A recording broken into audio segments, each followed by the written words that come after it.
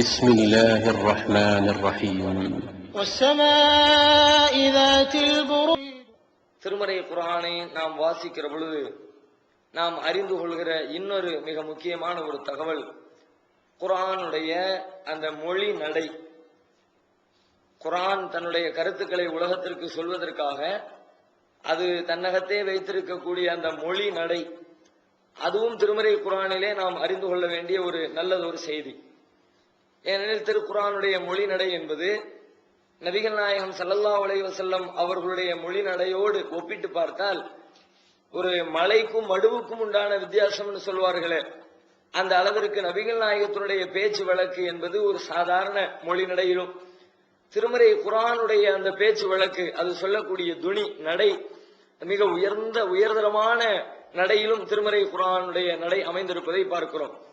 ஒரு சிறந்த இலக்கியத்திற்கு என்னவெல்லாம் தகுதிகளை உலகம் சொல்லுகிறதோ அந்த அனைத்து இலக்கணங்களையும், இலக்கியத்திற்குண்டான எல்லா விதமான பண்புகளையும் திருக்குர்ஆனிலே நம்மால் பார்க்க முடிகிறது.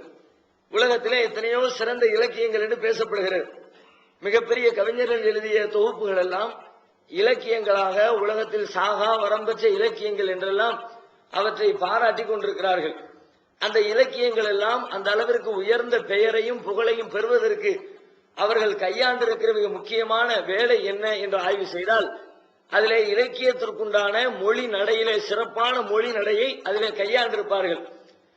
அந்த மொழி நடையில் அதை சிறந்த ஒரு இலக்கியமாக உருவாக்க வேண்டும் என்பதற்காக வேண்டி கதைகளையும் கற்பனைகளையும் மிகைப்பட்ட வர்ணனைகளையும் இது போன்ற இல்லாத தகவல்களை இருப்பதாக சித்தரித்தும் அவ்வாறெல்லாம் ஒரு சுவைக்காக கருத்தை சொல்லுகிற பொழுது கேட்கிறவங்களுக்கு ருசியா இருக்கணும், சுவையா இருக்கணும் என்பதற்காக வேண்டி பல்வேறு அம்சங்களை அதில் சேர்த்திருப்பார்கள்.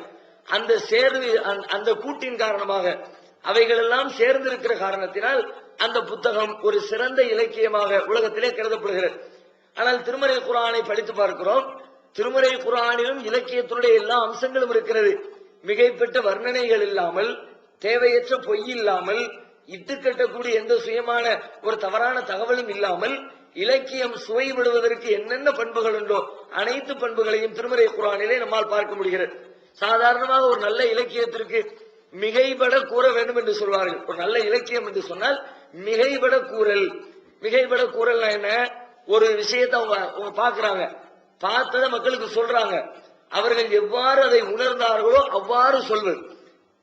அறிவியலுக்கும் இலக்கியத்திற்கும் உண்டான ஒரு மிகப்பெரிய வித்தியாசம் என்கிறார்கள்.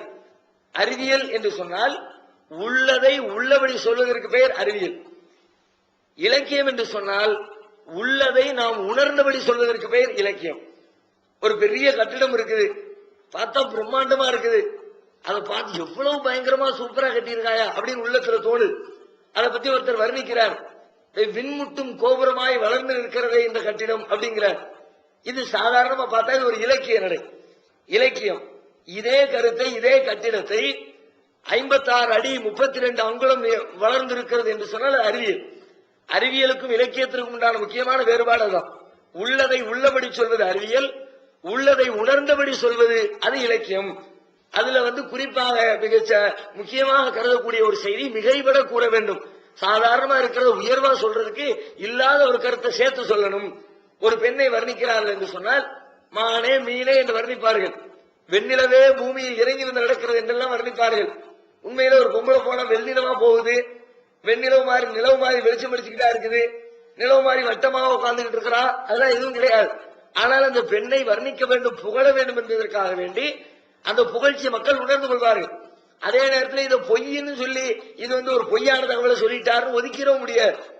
பொய்யுக்கும் மிகைபட கூறுவதற்கும் இடையில இருக்கிற வித்தியாசம் என்னன்னா, பொய்ய சொன்னா அதை உண்மைன்னு நினைச்சுக்கிட்டு கேட்பான் கேட்கிறவன். ஆனா அந்த இலக்கியத்தை சொன்னா கேட்கிறவனுக்கே புரியும், இதை ஒரு அதிகபட்சமா வர்ணிக்கிறாங்க என்பதை புரிந்து கொண்டு விளக்குவார்கள். அதுதான் ரெண்டுக்கும் உள்ள வித்தியாசம். இது மாதிரி நிறைய இலக்கியத்திற்குண்டான சுருங்க சொல்லுதல் என்று சொல்வார்கள். ஒரு செய்திய சின்ன வார்த்தைகள்ல, வார்த்தை தப்பான வார்த்தையை பயன்படுத்துவாங்க, ஆனா சின்ன வார்த்தையை சொல்லி மக்கள் புரிந்து கொள்கிறார்கள் என்று சொன்னால் ஷார்ட்டா சொல்லி முடிச்சிருவாங்க. இப்ப நம்ம பேச்சு வழக்கு அப்படி நிறைய இலக்கிய வார்த்தைகள் நம்ம பயன்படுத்துவோம். ஆறு ஓடுதுன்னு சொல்லுவோம். ஆறு ஓடுதுன்னா ஆறா ஓடுது, எந்த ஊர்ல ஆறு ஓடி இருக்கா, ஆத்துல தண்ணி ஓடுது, ஆத்துல தண்ணி இல்லாம இருக்குது, தண்ணீர் ஆற்றில் ஓடுகிற அப்படித்தான் சொல்லணுமே ஒழிய ஆறு ஓடுதுன்னு சொல்லக்கூடாது. அப்படி எங்கேயும் ஓடுறது இல்ல. ஆனா நம்ம பேச்சு வழக்கில் ஆறு ஓடுதுன்னு சொல்லுவோம். ஏன்னா சுருக்கிறது ஆற்றிலே தண்ணி ஓடுதுன்னு ஒரு 2 வார்த்தையை கட் பண்ணி சாட்டா மக்களுக்கு விளங்குகிறது. இத சொன்னாலே தண்ணி ஓடுது ஆற்றில மக்கள் புரிந்து கொள்வார்கள். அதனால பிரச்சனை இல்ல. அது ஷார்ட்டா தப்பா இருந்தாலும் பிரச்சனை இல்ல.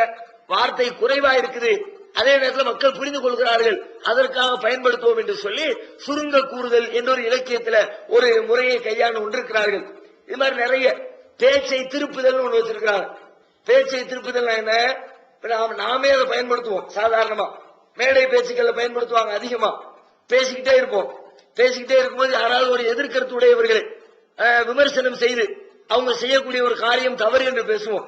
பேசிக்கிட்டே இப்படி எல்லாம் செய்யறாங்க, இது குர்ஆன்ல இல்ல, நபிகள் நாயகம் அவங்க இந்த காரியத்தை செய்யல சொல்லிட்டு திடீர்னு அவர்கள் செய்யக்கூடிய காரியம் திருக்குர்ஆனில் இல்லை என்று பேசிக் கொண்டு வந்த பேச்சாளர் திடீர்னு என்ன பண்ணுவாரு? நான் கேட்கிறேன், இதற்கு உங்களிடத்திலே பதில் இருக்கிறதா அப்படிம்பார். அவர்கள் செய்யக்கூடியது தப்புன்னு பேசிட்டு வந்தவர் அவர்களிடத்துல கேள்வி கேட்காம நேர்ல இருக்கிற ஆள்கிட்ட கேள்வி கேட்கிற மாதிரி, நான் கேட்கிறேன் உங்களிடத்திலே பதில் இருக்க, நேர்ல இருக்க மாட்டார்.